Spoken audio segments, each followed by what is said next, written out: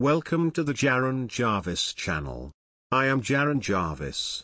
Today, I would like to introduce to you, weird dog or spooky shit.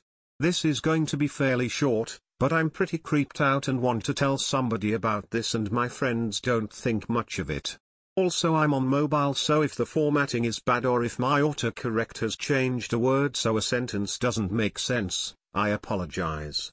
So, my grandpa, who's 75 now, had a near-death experience about 10 years ago. Him and my aunt were driving in his truck during winter. I don't remember what they were doing exactly, on a road with no barriers and a 100-foot drop next to them. Pretty dumb, I know, but they were going super slow and thought they'd be safe, but they were wrong.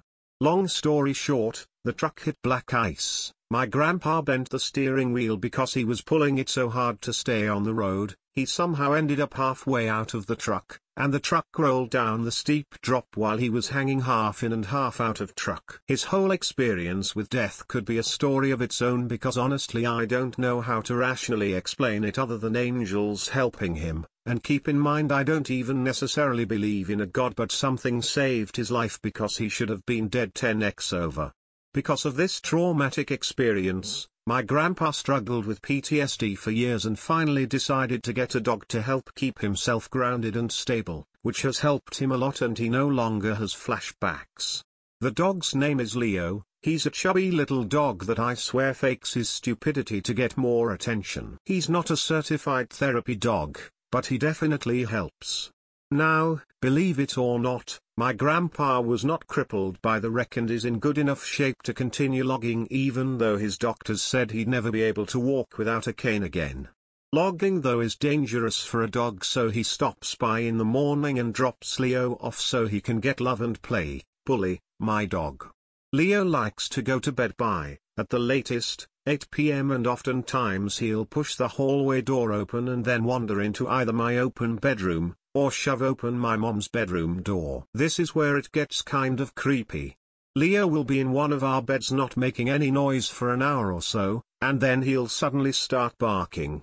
Leo is not a barker, and when he barks, you know shit is serious. Unless he can tell we're going to go bye-byes, then he loses his shit, but that's a high-pitched bark. I'll hurry into the room to see what's wrong and pet Leo until he calms down, and then I'll leave him to his devices again once he's been calmed down. Another hour or so will pass, and then again, Leo will start barking like something is in the room. I know it's not separation anxiety, which he does have, because it's not the same bark.